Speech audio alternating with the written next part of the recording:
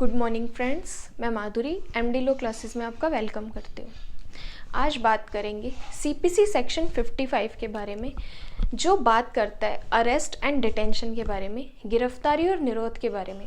अक्सर हम देखते हैं कि क्रिमिनल मैटर्स में अपराधी को, अभियुक्त को गिरफ्तार किया जाता है, तो क्या सिविल मैटर में भी जिसके अगेंस्ट डिक्री आती है क्या उसे अरेस्ट किया जाता है? तो आंसर है हाँ। सिविल मैटर में भी जो जजमेंट डेटर होता है, जो निर्णित ऋणी होता है, उसके अगेंस्ट भी या उसको भी अरेस्ट किया जाता है। आइए बात करते हैं सेक्शन 55। सबसे पहले बात करेंगे जो सीपीसी 1908 है, सीपीसी 1908 है, उसकी कम इनटू फोर्स डेट की है 1 जनवरी 1909। 1 जनवरी 1909 को सीपीसी यानी कि चलन में आया था। अब बात करेंगे सेक्शन 55 जो गिरफ्तारी और निरोध के बारे में बात करते हैं। जब सिविल मैटर चलते हैं और लास्ट में जब डिक्री आती है, तो जिसके अगेंस्ट डिक्री आती है उसको जजमेंट डेटर बोलते हैं, और जिसके पक्ष में, जिसके फेवर में डिक्री आती है उसको डिक्री होल्डर बोलते हैं। जिसके अगेंस्ट आई उसको जजमेंट डेटर बोलते हैं और जिसके पक्ष में आई उसको बोलते हैं डिक्री होल्डर।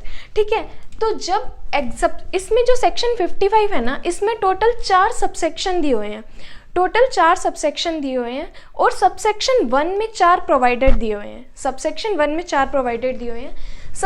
1 क्या बोलते हैं कि जजमेंट डेटर को डिक्री के एग्जीक्यूशन में, जब डिक्री का एग्जीक्यूशन होता है और वो करवाने से मना करता है या करवाने से इनकार करता है, तब क्या कर सकते हैं, उसको उस टाइम अरेस्ट कर सकते हैं।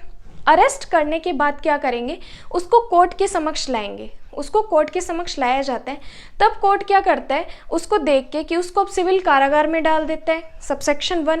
सबसेक्शन 2 क्या कहता है, इसके बाद प्रोवाइडेड आते हैं 4। प्रोवाइडेड 1 में क्या कहता है कि जब जजमेंट डेटर को अरेस्ट करने की बात आती है, तो जब उसके घर में अरेस्ट करने जो ऑफिसर्स जाते हैं, पुलिस ऑफिसर्स जाते हैं, तब उसको कब अरेस्ट नहीं करेंगे, तब उसके घर में कब एंट्री नहीं लेंगे, तो आफ्टर सनसेट और बिफोर सनराइज उसके घर में एंट्री नहीं लेंगे।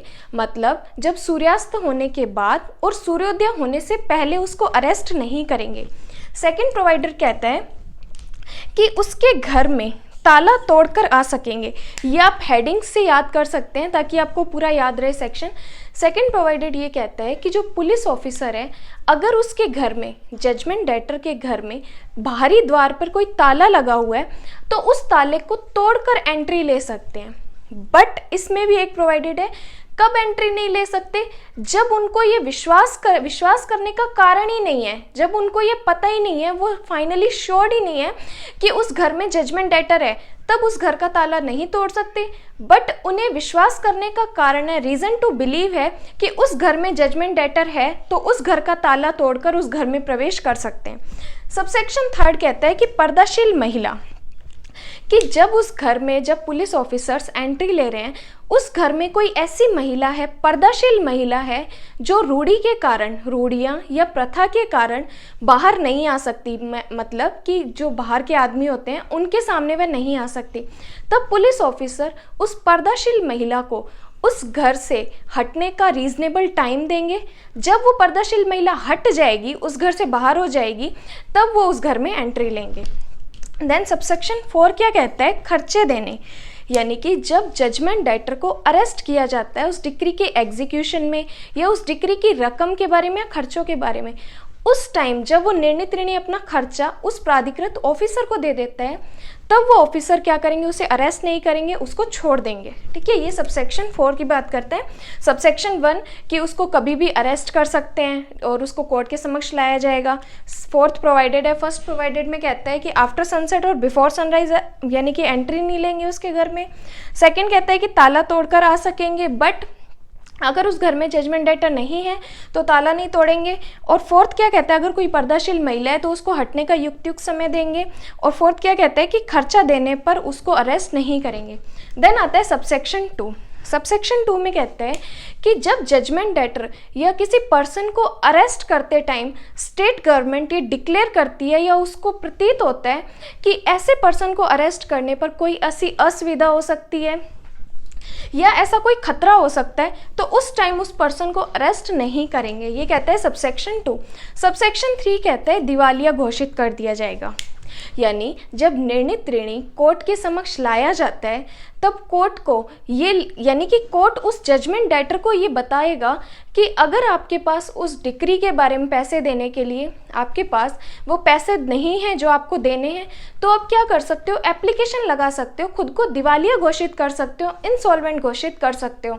ठीक है, ये कोर्ट उसको बताएगा। देन सबसेक्शन 4 क्या कहता है कि अगर जजमेंट डेटर उस एप्लीकेशन यानी इंसॉल्वेंट की एप्लीकेशन लगाने के लिए रेडी हो जाता है और वो कोर्ट से टाइम मांगता है 1 मंथ का, कि मैं 1 मंथ बाद अपीयर हो जाऊंगा और मैं इसके बारे में अपने आप को इंसॉल्वेंट घोषित करूंगा, तो क्या करेंगे, वो उस टाइम 1 मंथ के लिए अपनी प्रतिभूति देगा और 1 मंथ बाद वो अपने आप को इंसॉल्वेंट घोषित करेगा। बट अगर वो 1 मंथ बाद नहीं आता कोर्ट में, वो अपने आप को इंसॉल्वेंट डिक्लेयर नहीं करता और रूल्स को ब्रीच करता है, तो क्या करेंगे, उस टाइम उसको सिविल कारागार में उसको डाल देंगे, उसको अरेस्ट कर देंगे। ठीक है, ये है सेक्शन 55। क्योंकि अपने सिविल प्रोसीजर में कभी नहीं पढ़ते, बहुत रेयर पढ़ते हैं कि उसको अरेस्ट किया, डिटेन किया। क्रिमिनल मैटर्स में तो अपने पढ़ते हैं, तो ये सिविल मैटर में भी अरेस्ट एंड डिटेंशन के बारे में बताया हुआ है। अब बात आती है कि कितने टाइम के लिए उसको अरेस्ट करें, कितने टाइम के लिए, मतलब मैक्सिमम सिविल में कितने टाइम पीरियड के लिए उसको अरेस्ट कर सकते हैं। तो बात करते हैं कि अगर डिक्री है वो 0 से लेके 2000 रुपये तक की है तो उसको अरेस्ट नहीं करेंगे। अगर कोई डिक्री का एग्जीक्यूशन इतना है 0 रुपये से लेके 2000 रुपये तक का है तो उसको अरेस्ट नहीं करेंगे। और इफ़ अपनी डिक्री 5000 रुपये से अधिक की है तो उसको 3 मंथ के लिए अरेस्ट करेंगे। तो मतलब क्या चीज़ क्लियर हुई कि जो सिविल में अरेस्ट करने का, उसको जेल भेजने का मैक्सिमम टाइम पीरियड है 3 मंथ्स। 3 मंथ से ज़्यादा सिविल मैटर में जेल नहीं मिलती। आई होप मेरी वीडियो आपको हेल्पफुल लगी हो, तो मेरे चैनल को सब्सक्राइब कर देना और मेरी वीडियो को लाइक कर देना। And thank you so much.